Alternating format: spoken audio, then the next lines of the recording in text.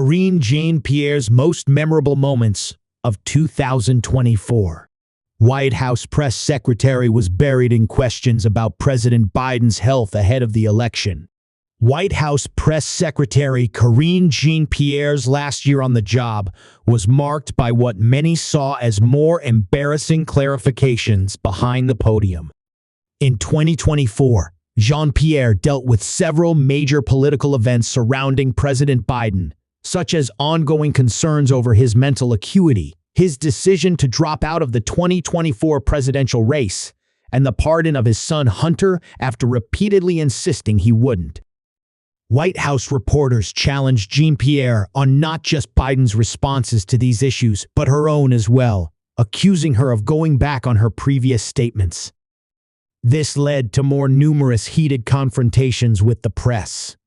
Here are some of the more memorable interactions of 2024. In January, Fox News' Peter Doocy asked Jean-Pierre about polling that showed Americans having less trust in Biden's mental acuity ahead of the presidential election. He specifically cited an ABC poll showing Biden's rating for health down by 5 points since the previous May. You know, I have to say that's a little confusing for me, because if you look at what this president has done the last 3 years, historical pieces of legislation, right? When it comes to bipartisan infrastructure deal, many presidents before, like your favorite president, had said that, she responded. Who's my favorite president? Doocy interjected. Jean-Pierre remarked, Why don't we let the American people guess? The two went back and forth for a few seconds as he pressed her further to explain her remark. I don't understand what you're getting at, Doocy said. Let me finish. Let me finish, Jean-Pierre insisted. She went on to boast about the state of the economy, calling Biden a pretty effective president considering the legislation passed under him. In March, Fox Business's Edward Lawrence asked Jean-Pierre about the president being seen with note cards at multiple recent events.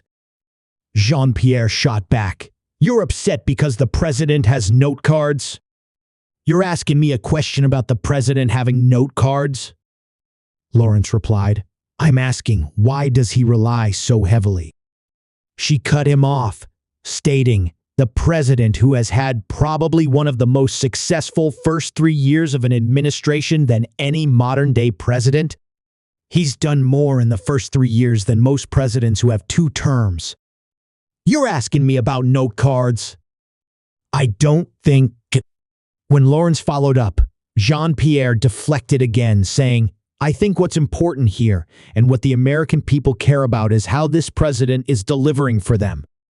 And that's what he's doing, and that's what's the most important thing here. In June, about 1 month before Biden stepped down from the race, several videos went viral, showing the president wandering around aimlessly and looking frail, reigniting concerns over his age.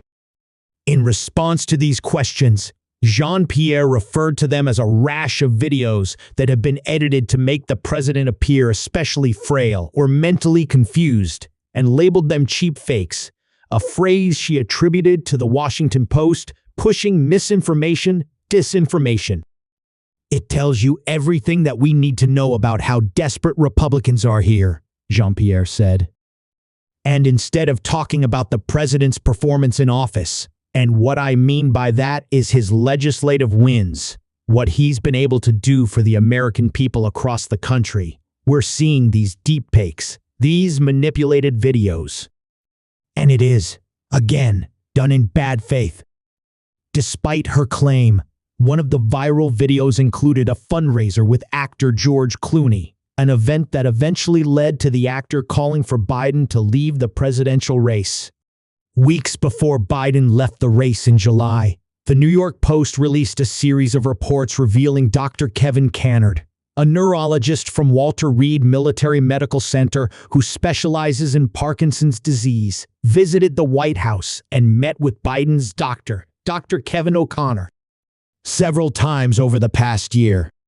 Although Dr. Cannard's name was listed on public visitor logs, Jean-Pierre refused to say any names, igniting a feud with CBS reporter Ed O'Keefe. "It's a very basic, direct question," O'Keefe shouted, grabbing her attention. "That's what you should be able to answer by this point." "No, no, no, no, no," Jean-Pierre immediately pushed back. "Ed, please. A little respect here. Please." O'Keefe received help from NBC correspondent Kelly O'Donnell, who reiterated that the names were part of the public record. "There's no reason to go back and forth with me in this aggressive way," Jean-Pierre scolded the reporters. "Well, we are miffed around here about what has been shared with the press corps about him," and exasperated, O'Keefe said.